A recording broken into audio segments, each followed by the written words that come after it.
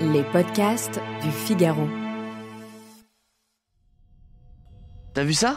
Facebook devient payant. Non mais sérieux, ça fait 15 ans que cette blague tourne sur Internet et tu te fais encore avoir ? Mais si, je te jure, c'est vrai. Regarde. Eh bien oui, c'est vrai. Depuis novembre 2023 en Europe, il existe une version payante de Facebook et d'Instagram.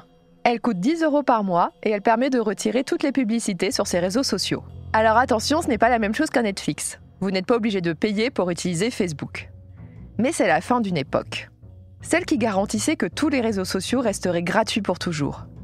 D'ailleurs, quand on y regarde bien, de LinkedIn à Snapchat en passant par Twitter, quasiment toutes les plateformes proposent aujourd'hui des abonnements. Pourquoi les réseaux sociaux se sont convertis au payant ? Allez, venez, je vous explique tout en 5 minutes. Depuis leur création au milieu des années 2000, les plateformes sociales ont noué un contrat tacite avec les internautes. Nous pouvons accéder gratuitement et sans limite à Facebook, TikTok, Snapchat ou même YouTube. La monnaie d'échange, c'est le visionnage de publicités. Enfin, non, c'est pas tout à fait ça. La monnaie d'échange, ce sont nos données personnelles. Qui nous sommes, ce que nous aimons, ce que nous faisons sur Internet. Ces informations constituent des profils et permettent aux réseaux sociaux de nous afficher des publicités personnalisées, beaucoup plus rentables. Si vous voulez en savoir plus, j'ai fait un question tech à ce sujet. Mais cette mécanique marche moins bien. Déjà parce que le nombre d'utilisateurs des réseaux sociaux a atteint un plafond en Europe et aux États-Unis. Autre problème, les réseaux sociaux qui ne sont pas leaders ont plus de mal à intéresser les annonceurs. Et quand les marques réduisent leurs dépenses marketing, eh bien ce sont les réseaux de second plan qui souffrent le plus. Il est donc urgent pour eux de trouver de nouvelles manières de gagner de l'argent. Ce n'est donc pas un hasard si Twitter et Snapchat ont été les premiers à lancer des abonnements avec Twitter Blue et Snapchat+. Pour 4 à 20 € par mois, ces services débloquent des fonctionnalités et permettent aux abonnés d'être davantage visibles sur l'application.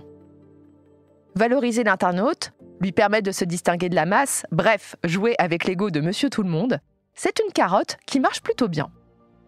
En plus de Twitter et Snapchat, Meta propose aussi l'abonnement Meta Vérifié pour 14 € par mois.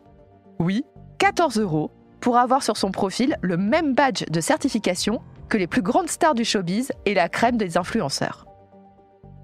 Mais si le groupe de Mark Zuckerberg propose une version payante et sans publicité de Facebook à 10 € par mois, c'est pour une toute autre raison. Et la raison, c'est la réglementation du commerce des données personnelles. Depuis 2018, tout site web accessible en Europe doit demander à ses visiteurs s'ils acceptent ou non que leurs données soient captées. Mais le groupe Meta a réinterprété cette règle à sa sauce. Parce que vous imaginez bien qu'ils auraient trop à perdre si la moitié de leurs utilisateurs européens disaient non à cette captation. Donc, depuis 2018, pour s'inscrire sur Facebook, il fallait accepter cette captation. Il n'y avait pas de plan B possible. Tu acceptes ou tu ne peux pas te connecter à Facebook. Et ça a été sanctionné par les autorités européennes en 2023. Meta doit proposer une solution alternative aux internautes. Et cette solution, c'est l'abonnement. Tu ne veux pas donner tes données ? Eh bien, tu vas payer pour compenser le manque à gagner de Meta. Malin, non ?